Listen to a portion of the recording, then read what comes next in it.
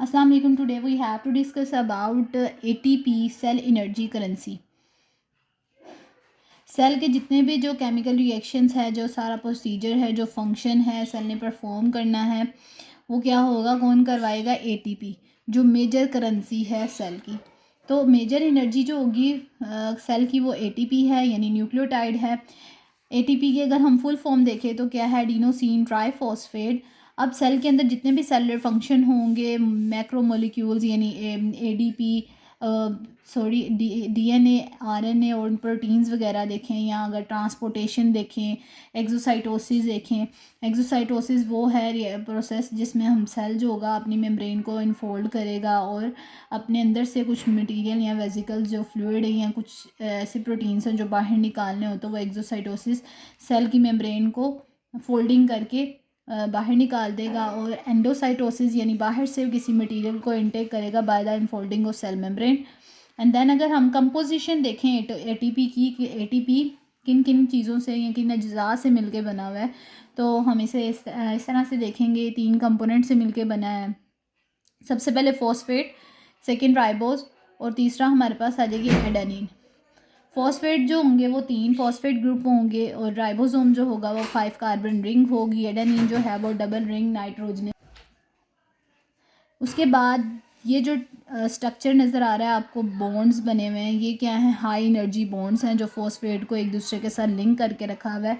अगर ये फॉस्फेट यहाँ से टूट जाए, फॉस्फेट अगर टूटेगा तो क्या होगी? एनर्जी रिलीज़ होगी। उस एनर्जी की जो अमाउंट है 7.3 किलो कैलोरी या 7300 कैलोरीज आ जाएगा। अगर हम इसे देखें एटीपी रिएक्शन में, यानी एटीपी जब हम तोड़ेंगे, यानी कोई एक मैकेनिकल वर्क या एक्टिविटीज़ हम कर रहे हैं, तो उसके लिए हम क्या करेंगे? एटीपी टूटेगा। ATP break down in the presence of water and to form the ADP, adenosine triphos, यानी 3 फॉस्फेट है, और वाटर मॉलिक्यूल की प्रेजेंस में जब ये टूटेगा तो एडिनोसिन डाइफॉस्फेट में चेंज हो जाएगा, यानी 2 फॉस्फेट रह जाएंगे। और ये इनऑर्गेनिक फॉस्फेट है, फॉस्फेट रिमूव जो इसके साथ से हुआ है, और प्लस एनर्जी।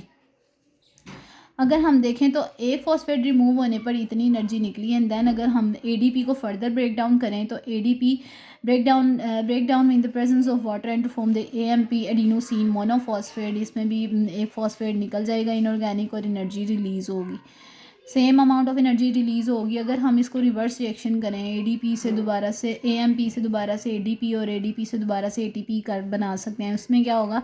एनर्जी यहाँ रिलीज़ हो रही है, लेकिन यहाँ पे क्या होगी? एनर्जी क्या होगी? यूटिलाइज़ होगी, एनर्जी चाहिए होगी, इस्तेमाल होगी। तो इसमें क्या होगा? एएमपी प्लस इनऑर्गेनिक फॉस्फेट मिलेगा in the presence of energy and to form the ADP plus water. और यहाँ पे एडीपी बना है तो ADP plus inorganic phosphate plus energy, तो यहाँ पे क्या बन जाएगा? एटीपी। दोबारा से रिएक्शन इस तरह से होगा, और इसमें भी एनर्जी जितनी एक फॉस्फेट टूटते हुए एनर्जी रिलीज़ हुई है, उतनी ही एनर्जी दोबारा जब हम इसे बनाएंगे तो उतनी ही एनर्जी हमें चाहिए। कितनी? 7.3 किलो कैलोरी।